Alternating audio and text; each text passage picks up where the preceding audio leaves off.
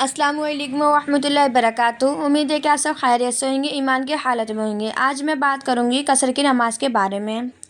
तो कसर की नमाज़ कब पढ़ी जाती है और कितनी रकात होती हैं। तो कसर की नमाज़ जब पढ़ी जाती है जबकि हम सफ़र में जाते हैं। ये बात ज़्यादातर लोगों को नहीं पता, तो इसलिए मैं ये बात आज बताना चाहती हूँ कि कसर की नमाज़ कब पढ़ते हैं और कैसे पढ़ते हैं। तो कसर की नमाज़ सफ़र में पढ़ते हैं, जब हम कहीं सफ़र में जाते हैं ना, तो कसर की नमाज़ जब पढ़ते हैं जब हम 75 किलोमीटर इससे आगे चले जाएं या फिर इतना चले जाएं, 75 किलोमीटर तक चले जाएं, तो हमारे ऊपर कसर की नमाज़ वाजिब हो जाएगी। हमें कसर की नमाज़ पढ़नी ज़रूरी होगी। सबसे ज़रूरी बात ये जाननी ज़रूरी है कि अगर हम कहीं जा रहे हैं और हमारी नीयत है 15 दिन रुकने की, 15 दिन रुकने की नीयत है, तो हमारी कसर की नमाज़ हमारे ऊपर नहीं होगी क्योंकि मुकीम हो जाएंगे। और अगर 15 दिन से कम रुकने की नीयत है तो हमारे ऊपर कसर की नमाज़ वाजिब होगी क्योंकि हम मुसाफिर होंगे।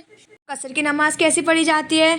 तो कसर की नमाज़ इस तरीके से पढ़ी जाती है कि जो फजर की नमाज़ होती है वो 4 रकात वाली, तो उन्हें तो दो रकात फ़र्ज़ होती हैं, 2 रकात सुन्नत होती हैं, तो उन्हें तो हम ऐसे ही पढ़ते हैं, पूरी पढ़ी जाएगी फजर की। लेकिन जो ज़ोहर की होगी ना वो पूरी नहीं पढ़ी जाएगी। जो 4 फ़र्ज़ होगी ना हम उन्हें 2 फ़र्ज़ कर देंगे, 2 रकात पढ़ेंगे, 4 फ़र्ज़ नहीं पढ़ेंगे पूरे, बल्कि आधी कर देंगे, 2 पढ़ेंगे सिर्फ़। अलबत्ता रही मगरिब और इशा की नमाज़, तो मगरिब में जो 3 फ़र्ज़ होते हैं वो 3 ही पढ़े जाएंगे और जो इशा में वितर पढ़ते हैं वो भी पढ़े जाएंगे, उसमें कोई इजाफ़ा नहीं है और ना ही कोई कमी है। ये सुन्नत और नवाफिल की नमाज़, तो इसके बारे में हुक्म आया अगर इत्मीनान की जगह पर ठहरे हुए हैं हम कि कहाँ सुकून है, कोई प्रॉब्लम नहीं है, तो वहाँ पे सुन्नत और नवाफिल पढ़ेंगे।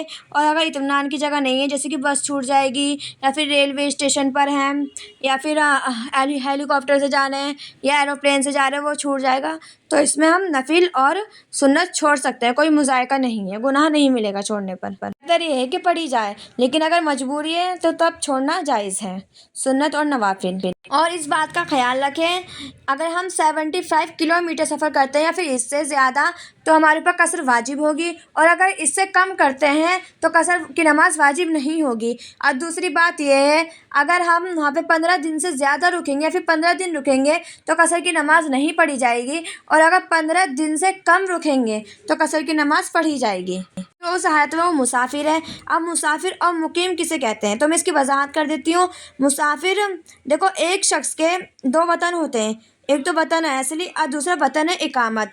तो जो सफ़र करता है उसे मुसाफिर कहते हैं। तो जब वो 15 दिन से ज़्यादा कहीं जाता है तो वो मुकीम के वहाँ रुकता है, 15 दिन से ज़्यादा वहाँ रुकता है तो वो मुकीम कहलाता है।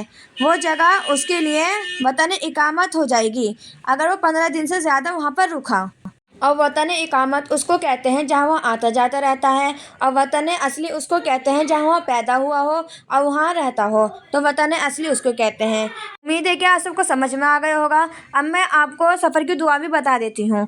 सुबह सफ़र की दुआ ये है जो कि स्क्रीन पर दी गई है। सुब्हानल्लज़ी सख्खर लना हाज़ा वमा कुन्ना लहू मुक़रिनीना व इन्ना इला रब्बिना लमुनक़लिबून।